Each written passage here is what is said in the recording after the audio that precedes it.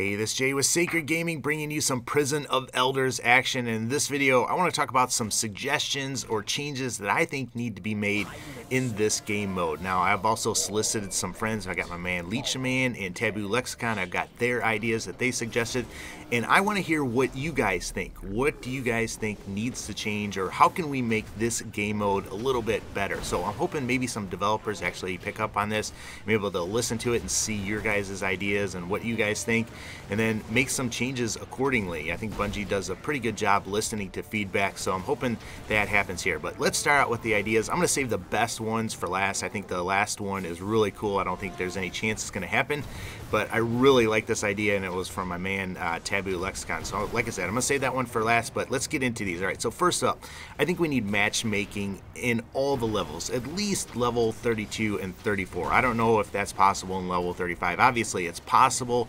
I think that could work. You know, there's something different about the Destiny community, because when you get match made with people and everything like that, you know, if this ever happened in Call of Duty, it'd be rough. But for some reason, when you get put into matchmaking with other people, 99% of the time, or maybe 90% of the time, you're getting paired with some solid people. So I think matchmaking would be a welcome thing for Prison of Elders.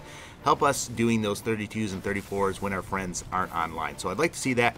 Number two, I'd love to see some checkpoints. Now, this is something that possibly could be abused, right? Somebody gets to Skolas, they transfer it to all their characters, and they put it on some community forum and give everybody else a checkpoint.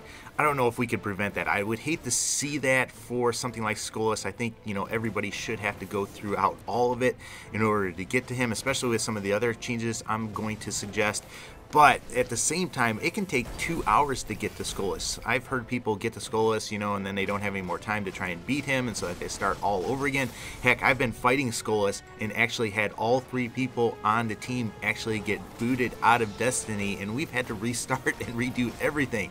That can be really annoying. So if we could do somehow put checkpoints in there and limit the abuse, I am all for that. All right, number 3. All right, I would love to see the reduction in teleportation when you're fighting the Hive. If you go in on the left-hand side, yeah, it can be a little bit crazy, and I think that's something that just needs a little bit tweaking, and I think Bungie is going to go ahead and do that. So I'm not going to spend too much time. I did do a bloopers video, though, where we got teleported like 4 times right in a row. I mean, I popped my bubble, pull out my sniper, and I'm kind of strafing to the left, and I end up getting teleported right then and there, and then I got teleported again. So it's a little bit crazy. If they could do something about that, I would love that. Now, on to the 4th one.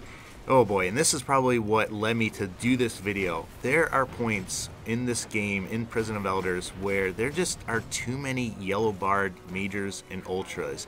I mean, it's nuts trying to do this. I mean, there'll be times that you actually finish the objective and you have to take on still 4 servitors, 4 yellow barred servitors, plus some captains and everything like that. It just gets crazy trying to grind them down, especially if you guys, if Bungie is going to nerf the G-Horn. Pretty much that was the way that made it a little bit easier. If you guys are going to nerf the Wolfpack rounds on the G-Horn and everything like that, it's just going to make it really difficult, especially too if you nerf the Black Hammer and the Icebreaker. I'm just dreading trying to take on these yellow barred characters and get them all down. So if you could kind of just dial them back a little bit. Holy smokes, they're mini bosses, and there's so many of them that you have to clear out.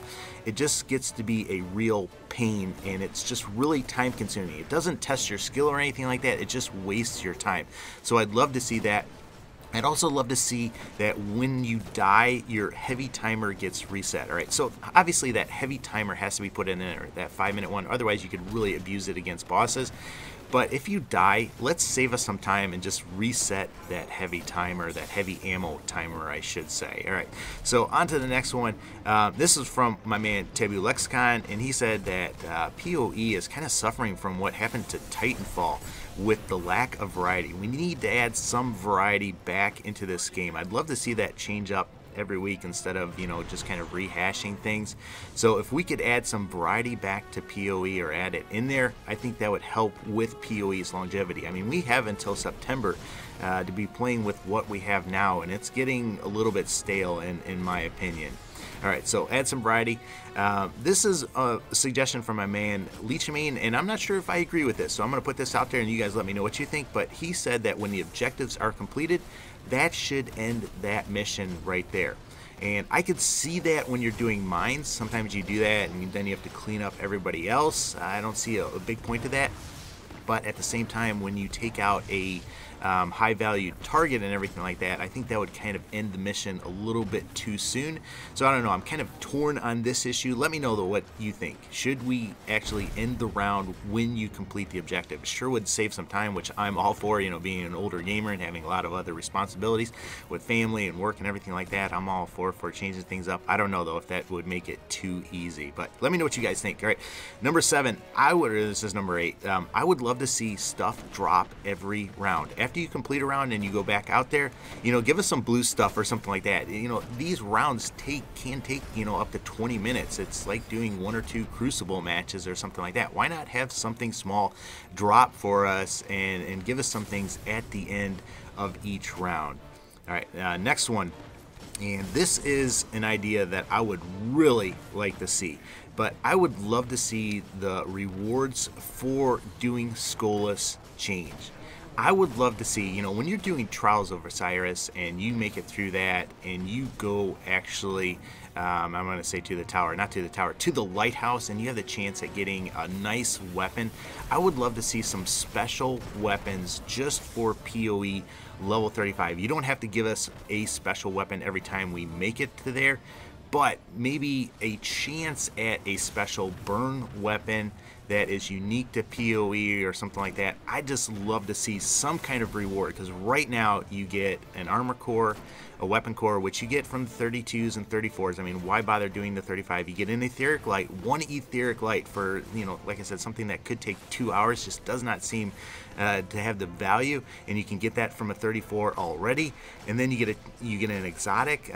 That's pretty good, except for us that have exotics. I mean, you can do your nightfalls during the week and get that chance at an exotic.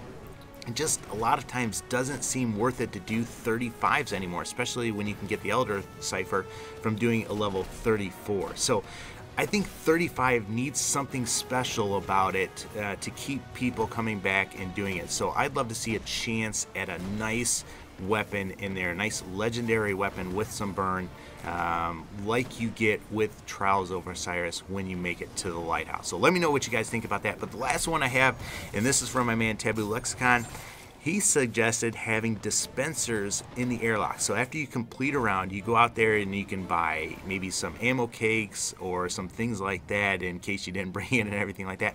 But also you could actually buy some buffs. And this kind of reminds me of zombies, where you can buy things like perks and everything like that.